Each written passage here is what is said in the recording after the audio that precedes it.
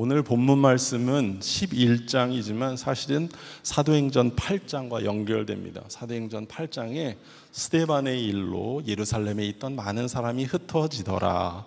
그 사건 후에 흩어진 사람들이 어떠한 일이 있었는지 오늘 본문 말씀이 말하고 있습니다. 제가 좀 다시 설명드릴게요. 스데반이 돌에 맞아 첫 번째 순교를 한 후에 예루살렘에 큰 핍박이 있었습니다. 그리하여 예루살렘 교회 성도들이 여러 지역으로 흩어졌습니다. 그 흩어진 모양을 오늘 본문은 이야기하고 있는데요. 그 흩어져 고향을 떠난 사람들 중에 누군가는 페니키아로 갔습니다. 그 페니키아는 지금으로 말씀드리면 이스라엘 바로 위쪽에 있는 레바논 지역입니다. 또 누군가는 지중해의 구브로로 갔습니다. 그 구브로는 지금 지중해 안에 있는 키프로스라는 섬입니다. 그리고 더러는 안티오크라는 도시로 이주했습니다. 안티오크는 우리 교회 여러 팀들이 여름 매트로 방문한 지역인데요. 그 지역을 지금은 하타이라고 그렇게 말하고 있습니다. 예전에는 시리아 지역이었는데 그 지역에 있는 사람들이 우리는 터키로 들어가면 좋겠다라고 해서 투표를 해가지고 터키에 소속된 지역입니다. 안티오크는 그 당시에 시리아, 수리아 지역의 중심 지역이었습니다. 오늘 본문은 그렇게 핍박으로 흩어진 사람들이 들어간 도시 안디옥이란 도시에서 어떤 일이 일어났는지를 설명하고 있습니다. 안디옥에서 흩어진 성도들로 인해 어떠한 일이 일어났는지 여러분들과 세 가지만 살펴보겠습니다. 첫째, 흩어진 그 사람들로 인해 핍박을 받아 고향을 떠난 사람들로 인해 안디옥에서 일어났던 첫 번째 일은 헬라인에게도 예수가 선포되었습니다. 제가 사도행전 11장 19절 말씀을 읽어드릴게요. 그때에 스데반의 일로 일어난 20절이네요. 그 중에 구브로와 구레네 몇 사람이 안디옥에 이르러 헬라인에게도 말하여 주 예수를 전파하니, 여기서 전파한다 하는 것은 선포한다라는 뜻입니다. 핍박을 피해 달아나야 했던 사람들은 처음엔 유대 동족들에게만, 유대인에게만 말씀을 전했습니다. 사도행전 11장 19절은 이렇게 기록되어 있습니다. 그때 스데반의 일로 일어난 환난으로 말미암아 유대인에게만 말씀을 전하는데, 유대인에게만 말씀을 전했습니다. 말씀을. 왜 유대인에게만 말씀을 전했을까? 유대인에겐 예수를 전한 게 아니고 유대인에겐 말씀을 전했습니다. 왜냐하면 유대인들은 구약 성경을 알고 있었어요. 구약 성경에 기록되어 있던 다윗의 자손으로 오실 메시아를 그들은 알고 있었어요. 선지자의 예언대로 고난받고 그리고 그 고난받은 메시아가 다시 살아날 것을 그들은 알고 있었기 때문에 그 구약의 말씀을 가지고 유대인들에게 이야기한 거예요. 선포한 거예요. 말씀이 성취되었어. 예수 그리스도를 통해 우리가 알고 있던 말씀이 성취되었어. 약속한 그 메시아가, 다윗의 자손으로 오실 그 메시아가 나사렛 출신 이 예수님이야. 그분이 죽은 후에 3일 만에 다시 부활하셨어 라고 말씀을 들어서 유대인들에게 선포했다는 의미입니다. 그런데 안디옥에서 말씀을 모르는 이방인들에게도 선포했습니다. 전파했습니다. 무엇을 전파했습니까? 말씀을 전파한 게 아니고 오늘 말씀을 보니까 예수를 전파했습니다. 제가 조금 전에 읽었던 것처럼 안디옥에 이르러 헬라인에게도 말하여 주 예수를 전파하니, 그렇게 됩니다. 흩어진 자들에게 전함에 중요한 두 가지가 있는데요. 하나는 대상과 한 내용입니다. 그들이 선포한 대상은 오늘 여기 나와 있는 것처럼 헬라인이었습니다. 헬라인은 성경에 나와 있는 대로 말씀드리면 이렇게 설명하고 있습니다. 헬레니즘의 문명, 즉 헬레니즘의 풍습과 학문을 받아들이고 그리스어를 사용하는 사람들을 그때 당시 헬라인이라고 얘기했습니다. 바울의 글에 따르면 십자가의 도, 십자가에 죽으셨고 거기서 부활하셨다 하는 것이 십자가의 도거든요. 그 십자가의 도를 미련한 것으로 여겼던 유대인들 외에 다른 사람들, 이방인, 자칭 스스로를 합리적으로 여겼던 사람들, 자칭 스스로를 합리적으로 여긴 사람들이 바로 헬라인이었습니다. 헬레니즘 문화를 추구했던 그 사람들. 그 안디옥에서 헬라인에게도 복음이 전해진 것이 중요한 이유는 복음의 확장성 때문입니다. 우리가 잘 아는 말씀 사도행전 1장 8절은 어떻게 기록되어 있죠? 다 아시니까 한번 외워보실까요? 시작. 오직 성령이 너희에게 임하시면 너희가 권능을 받고 예루살렘과 온 유대와 사마리아와 땅끝까지 이르러 내 증인이 되리라 하시니라. 복음은 오늘 이 말씀에 의하면 지리적 확장을 나타내요. 지리적으로 확장되어 전파됩니다. 그런데 오늘 헬라인에게도 전해졌다는 것은 지리적 확장은 물론 유대인을 넘어 다른 민족에게도 확장되고 있음을 보여주고 있는 것입니다. 복음이 장벽을 넘는다는 것을 보여주고 있습니다. 복음은 막히지 않는다는 것을 보여주고 있습니다. 복음이 살아있다는 것을 보여주고 있습니다. 1949년 중국이 공산화되면서 모든 선교사님들이 다 나와야 했습니다. 상해에 있던 선교사님들, 모든 선교사님들이 다 나와야 했습니다. 그때 당시에 중국의 선교 통계학자들에 의하면 중국에 있는 기독교인 숫자가 한 100만 명 정도 되었다라고 그렇게 이야기합니다. 그리고 중국은 주계장막이 되었습니다. 더 이상 그 성도들이 어떻게 있을까 고민했는데요. 중국이 개방되고 1700년, 1970년대, 1980년대 개방되고 보니까 100만 명의 그리스도인들이 600만 명으로 늘었습니다.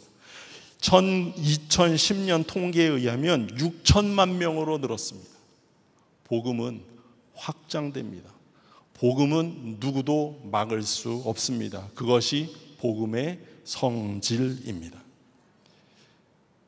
그러면 전한 내용은 무엇일까요? 헬라인에게 복음을 전했다 그랬는데요. 유대인을 넘어서 헬라인에게까지 복음이 확장되었는데 내용은 무엇일까요? 예수를 선포합니다. 제가 아까 말씀드렸던 것처럼 유대인들 외에 이방인들, 헬라인들은 구약 성경을 모르기 때문에 직접 예수를 전했습니다. 말씀에 기록된 예수가 아니고 그들에게 직접 예수를 전합니다. 예수의 십자가가 선포됩니다. 즉 예수는 우리의 범죄함을 위하여 내어줌이 되었다는 사건이 선포됩니다. 예수의 부활이 선포됩니다. 우리를 의롭다 하시기 위하여 살아나셨다라는 말씀이 선포됩니다. 우리가 아직 죄인 되었을 때에 우리에 대한 하나님의 사랑을 확증하시기 위해서 예수가 우리에게 내어줌이 되었다는 예수가 그들에게 선포됩니다. 믿는 자들에게는 하나님의 자녀가 되는 권세를 주셨다고, 누구를 믿는 자들에게는 예수 그리스도 그 이름을 믿는 자들에게는 하나님의 자녀가 되는 권세를 주셨다고 예수가 그들 가운데 선포됩니다. 십자가에 내어줌이 되고 부활이 선포되었다라는 사건을 바울은 로마서 4장 25절에서 이렇게 기록되고 있죠. 예수는 우리의 범죄함을 위하여 내어줌이 되고 또한 우리를 의롭다 하시기 위하여 살아나셨느니라 라고 기록하고 있습니다. 그렇게 복음을 전한 대상은 유대인을 넘어서 헬라인에게로까지 넘어갔고, 그리고 그 내용은 다른 무엇이 아니고 바로 예수 그리스도 그 자체였습니다. 그런데 오늘 본문엔 전한 사람들의 이름이 전혀 나타나지 않습니다. 오늘 사도행전 11장에 오기까지 사도행전 7장에서는 스데반이 돌에 맞아 순교하는 사건이 나옵니다. 그리고 사도행전 8장에서는 흩어진 사람들 중에 빌립이라는 사람이, 그 사람은 빌립 집사로 여겨집니다. 빌립 집사가 사마리아 성에 가서 복음을 전합니다. 사마리아 성에 복음을 전한 사람은 빌립. 그리고 10장에는 가이사라에 거주하는 이탈리아 군대 백부장에게 복음을 전하는 사람 사도 베드로의 이름이 등장합니다. 그런데 오늘 본문 11장에는 헬라인, 이방인에게 처음으로 복음을 전한 사람들의 이름이 나타나지 않습니다. 구레네와 구브로에서 온 몇 사람이라고 나타나고 있습니다. 결국 이 얘기는 무엇일까요? 복음의 선포의 사건은 결국 예수만 남아야 한다는 것입니다.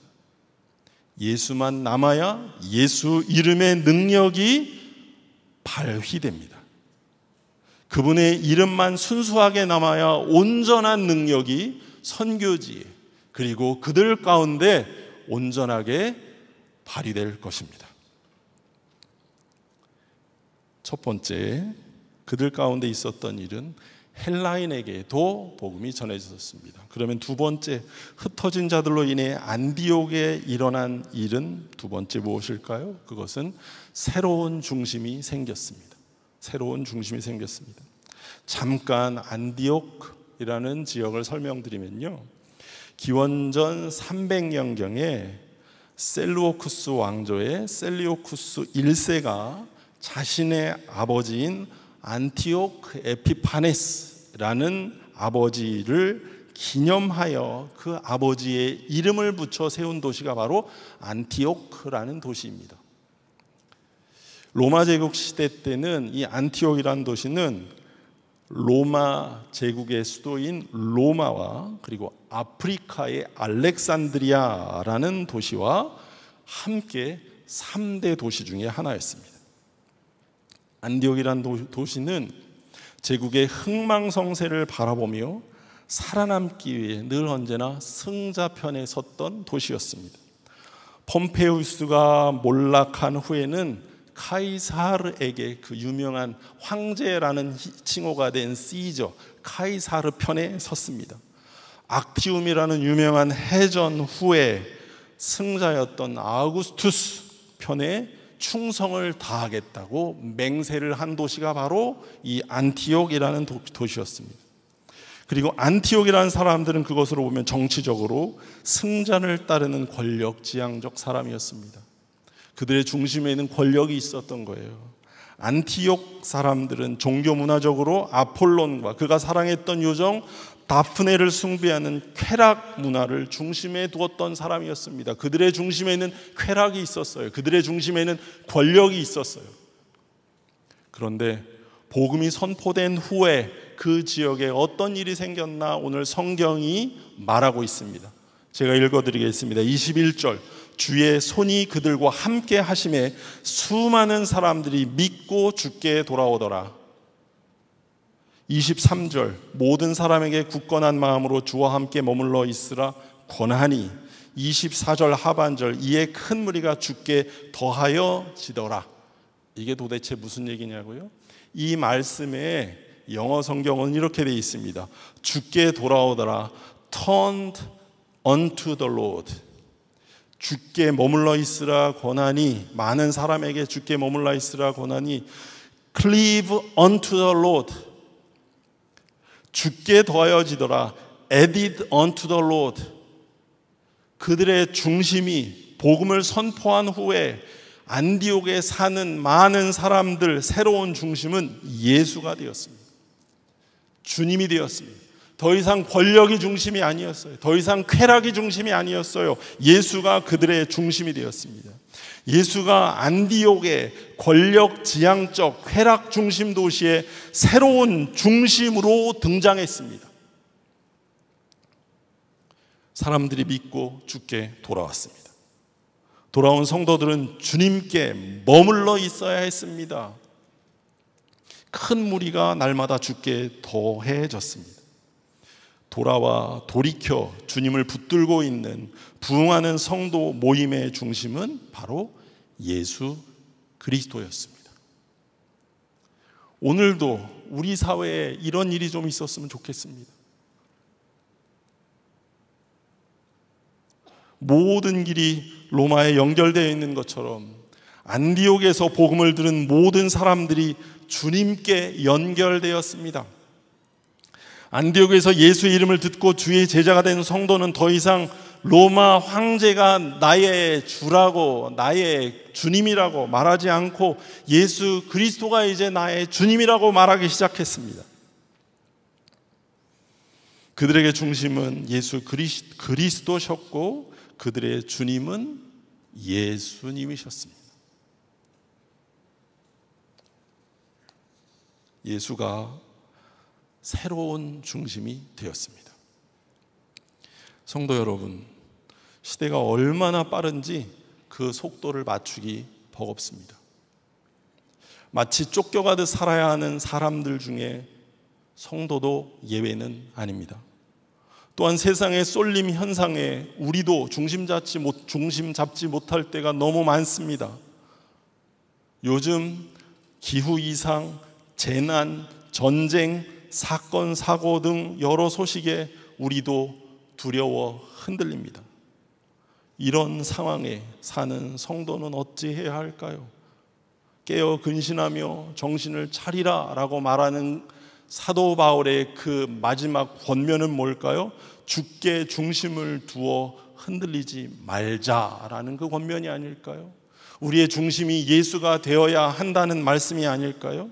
육신의 연약함으로 흔들리는 성도는 생명의 부활 되시는 주님께 우리의 중심을 두고 죽음 앞에 흔들리지 말아야 합니다. 좁은 문으로 들어가 좁은 길을 걸어야 하는 성도는 주님께 중심을 두고 걸어야 그 좁고 협착한 길에서 실족하여 넘어지지 않고 본향을 향해 나아갈 수 있게 될 것입니다. 사망의 음침한 골짜기를 다니는 성도는 주의 지팡이와 막대기가 나와 함께 있음을 믿으며 주께 중심을 두고 걸어야 흔들리지 않고 사망의 음침한 골짜기를 지나 평안에 쉴만한 물가에 다다를 줄 믿습니다.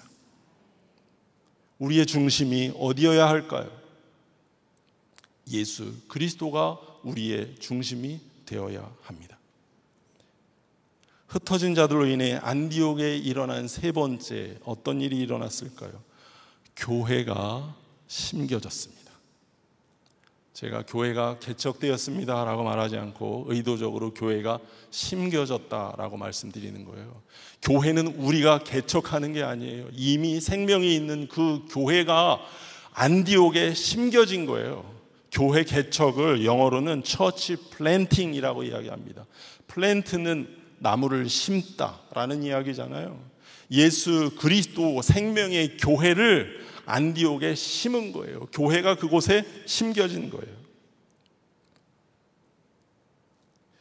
예루살렘에 있던 성도들이 날마다 마음을 같이하여 성전에 모이기를 힘쓰고 집에서 떡을 떼며 기쁨과 순전한 마음으로 음식을 먹으며 함께 했던 것처럼 새로운 중심을 예수께 둔 안디옥의 성도들은 흩어지지 않고 모였습니다.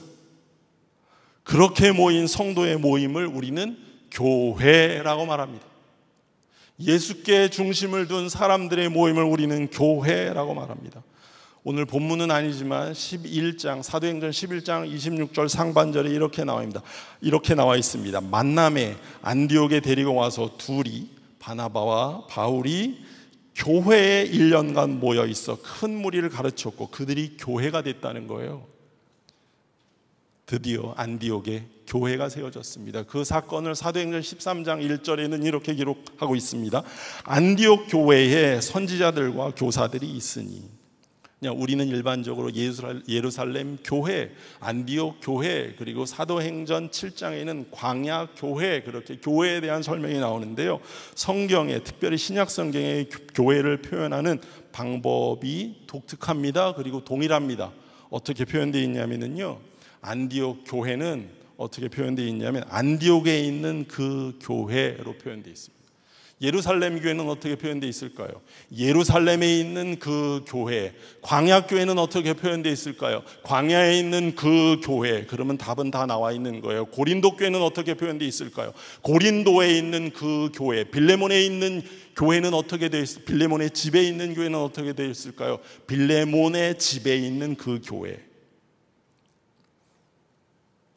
신약 성경에 나타난 교회 용어를 제가 살펴봤습니다. 신약 성경에 교회라는 단어를 다 살펴봤어요. 교회라는 단어가 처음 나타나는 것은 마태복음 16장 18절입니다. 거기에 이렇게 기록되어 있습니다. 또 내가 내게 이르노니 너는 베드로라, 내가 이 반석 위에 내 믿음의 고백 위에 내 교회를 세우리니 음부의 권세가 이기지 못하리라. 여기에 교회가 가장 먼저 나와요. 처음 나와요. 내 교회를 세우리니. 신약 성경은 처음 교회를 내 교회라고 기록합니다. 그리고 그 다음부터 등장하는 모든 교회에 관사가 붙습니다. 정관사가 붙습니다. 우리말로 하면 그 교회입니다. 그 교회. 예수님의 그 교회. 예수님이 내 교회라고 말씀하셨던 그 교회가 바로 예루살렘 교회예요. 예수님이 내 교회라고 말씀하셨던 그 교회가 안디옥 교회예요. 예수님이 내 교회라고 말씀하셨던 그 교회가 바로 고린도에 있던 교회예요. 고린도에 있는 그 교회, 빌레몬의 가정에 있는 그 교회, 계시록에 나와 있는 7교회는 어떨까요? 마찬가지예요. 예배소에 있는 그 교회, 예수님이 주인 되신 그 교회, 서머나에 있는 그 교회, 예수님이 주인 되신 그 교회, 제대로 못하니까 예수님이 책망하시는 거예요. 내 교회인데 왜 너희가 네 맘대로 해? 라고 예수님이 그 교회들을 책망하시는 거예요.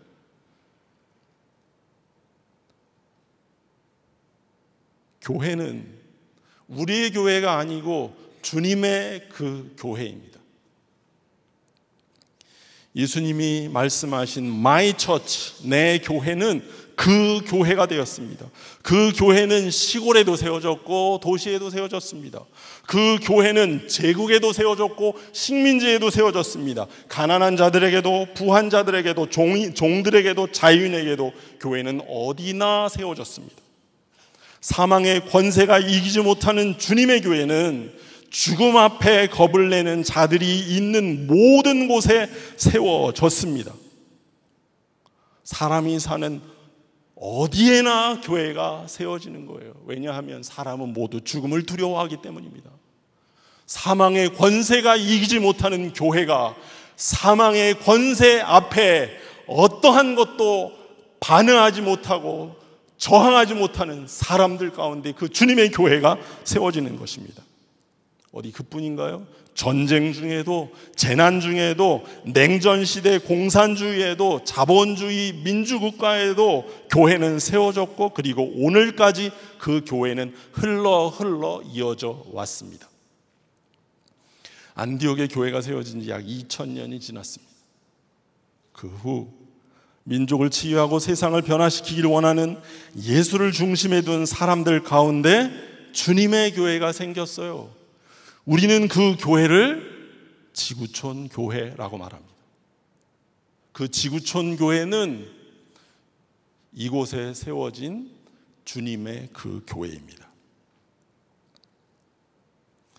안디옥에 세워진 교회, 성경 각 지역에 나타난 교회, 역사상 믿음의 고백 후에 세워진 모든 교회는 동일한 DNA를 가진 예수 생명의 그 교회입니다. 다시 말씀드리면요, 우리 안에는 예수 생명의 DNA가 있어요. 여러분의 그리스도인으로서 여러분의 DNA를 다 조사하면 그 안에 뭐가 있을까요? 예수 생명의 DNA가 있는 거예요. 그래서 우리는 예수 생명의 DNA를 모두 갖고 있기에 서로를 향해서 형제라고 부르는 거예요. 서로를 향해서 자매라고 부르는 거예요. 그렇기 때문에 그들을 향하여 오래 참는 거예요. 그들을 향하여 인내하는 거예요.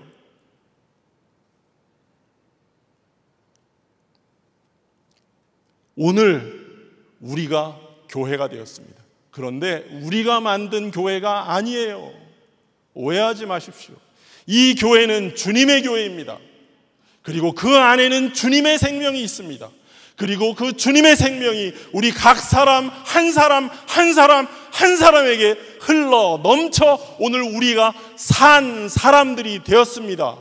산 영이 되었습니다. 그렇게 되기 위해 우리가 해야 할 것이 무엇인지 아세요? 바로 예수 그리스도와 함께 십자가에 못 박혀 있어야 우리는 예수 그리스도의 생명이 우리 안에 흘러 들어오는 것입니다. 그리하여 예수의 교회가 되어지는 것입니다. 말씀을 정리하겠습니다. 안디옥에서 일어난 일 세 가지. 예수의 이름이 선포되었습니다.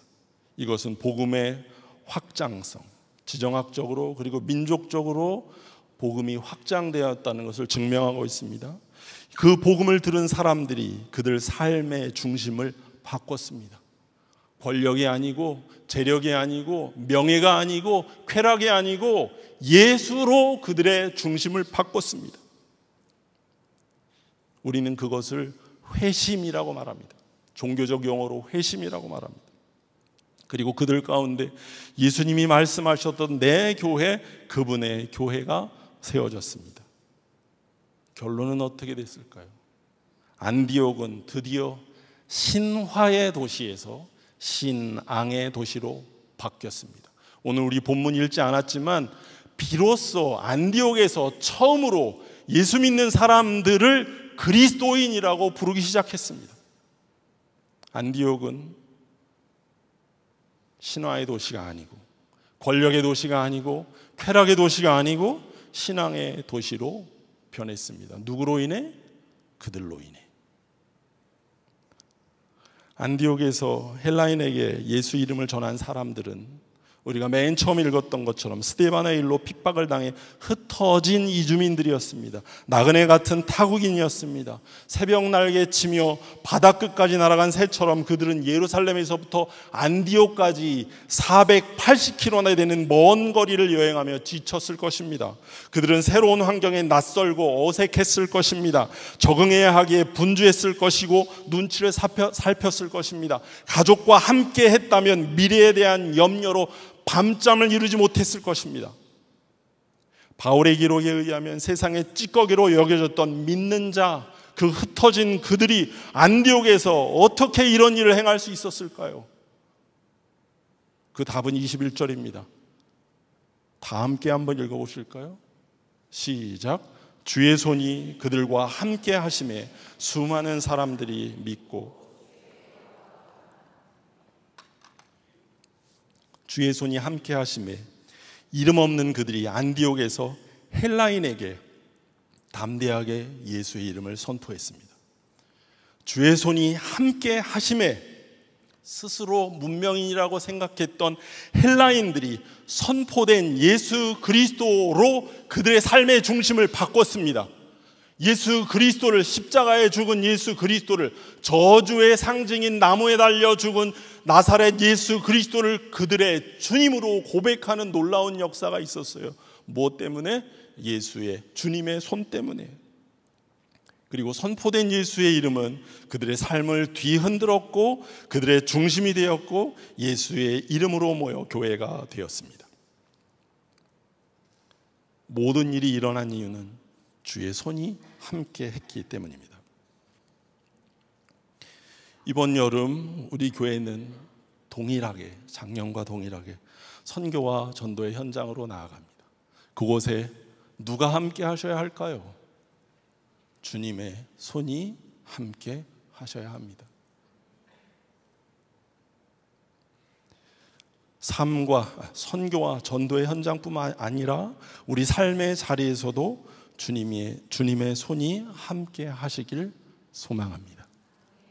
주님의 손이라는 단어를 성경에 찾아보면 엄청 많이 나와요. 예수 믿는 사람들에게 뿐만 아니고 하나님을 대적하는 사람들에게도 예수님의, 하나님의 주의 손은 나타납니다.